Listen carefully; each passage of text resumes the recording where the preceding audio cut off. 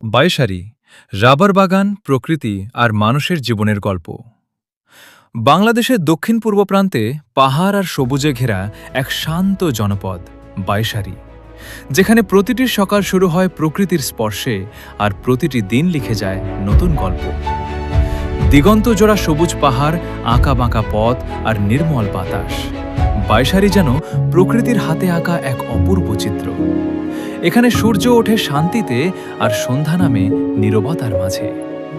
এই বাইশারির অন্যতম পরিচয় রাবার বাগান। বাংলাদেশে রাবার চাষের ইতিহাসে এই অঞ্চলের অবদান বিশেষভাবে উল্লেখযোগ্য। এখানকার বিস্তীর্ণ পাহাড় জুড়ে গড়ে উঠেছে রাবারের সবুজ সাম্রাজ্য। ভোরের আলো ফুটতেই শুরু হয় শ্রমিকদের ব্যস্ততা। গাছের গায়ে সূক্ষ্ম কাটা, ধীরে ধীরে ঝরে পড়া সাদা রস, যা পরিণত হয় মূল্যবান প্রাকৃতিক সম্পদে। এই রাবার শুধু স্থানীয় অর্থনীতিই নয়, দেশের শিল্প খাতেও গুরুত্বপূর্ণ ভূমিকা রাখে। অনেক পরিবার এই রাবার বাগানের উপর নির্ভরশীল। এটি শুধু একটি পেশা নয়, এটি জীবনের অংশ, একটি সম্ভাবনার গল্প, যা বাইশারিকে আলাদা পরিচয় দিয়েছে। বাইশারির মানুষ সহজ সরল, পরিশ্রমী ও আন্তরিক। তাদের জীবনে আছে সংগ্রাম, কিন্তু সেই সাথে আছে অদম্য ইচ্ছাশক্তি। প্রতিদিনের ছোট ছোট অর্জনই তাদের বড় সুখ। স্থানীয় বাজার, গ্রামীণ জীবন আর সংস্কৃতির বৈচিত্র্য সব মিলিয়ে বাইশারি এক জীবন্ত সমাজ।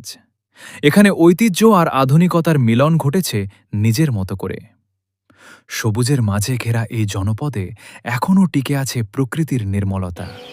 পাখির ডাক, বাতাসের শব্দ, সব মিলিয়ে এক অন্যরকম শান্তি অনুভূত হয় এখানে। তবে এই সৌন্দর্যের আড়ালে কিছু চ্যালেঞ্জও রয়েছে। সড়ক নিরাপত্তা, যোগাযোগ ব্যবস্থা, এসব বিষয়ে উন্নয়ন এখন সময়ের দাবি। নিরাপদ জীবন চায় এখানকার মানুষ। তবুও আশাবাদী মানুষ থেমে নেই।